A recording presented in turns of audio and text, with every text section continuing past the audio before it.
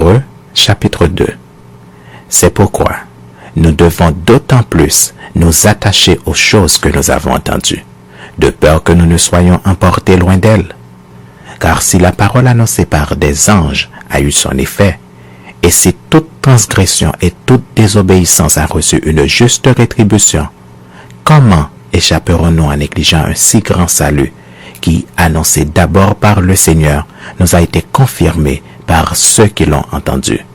Dieu appuyant leur témoignage par des signes, des prodiges et divers miracles et par les dons du Saint-Esprit distribués selon sa volonté.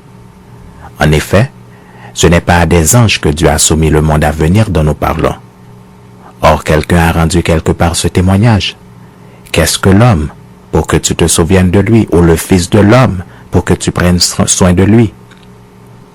Tu l'as abaissé pour un peu de temps au-dessous des anges. Tu l'as couronné de gloire et d'honneur. Tu as mis toutes choses sous ses pieds. En effet, en lui soumettant toutes choses, Dieu n'a rien laissé qui ne lui fût soumis. Cependant, nous ne voyons pas encore maintenant que toutes choses lui soient soumises. Mais celui qui a été abaissé pour un peu de temps au-dessous des anges, Jésus, nous le voyons couronné de gloire et d'honneur à cause de la mort qu'il a soufferte, afin que, par la grâce de Dieu, il souffrit la mort pour tous. Il convenait en effet que celui pour qui et par qui sont toutes choses, et qui voulait conduire à la gloire beaucoup de fils, éleva à la perfection par les souffrances le prince de leur salut. Car celui qui sanctifie et ceux qui sont sanctifiés sont tous issus d'un seul. C'est pourquoi il n'a pas honte de les appeler frères. Lorsqu'il dit « J'annoncerai ton nom à mes frères, je te célébrerai au milieu de l'assemblée. » Et encore, je me confierai en toi. Et encore, me voici, moi et les enfants que Dieu m'a donnés.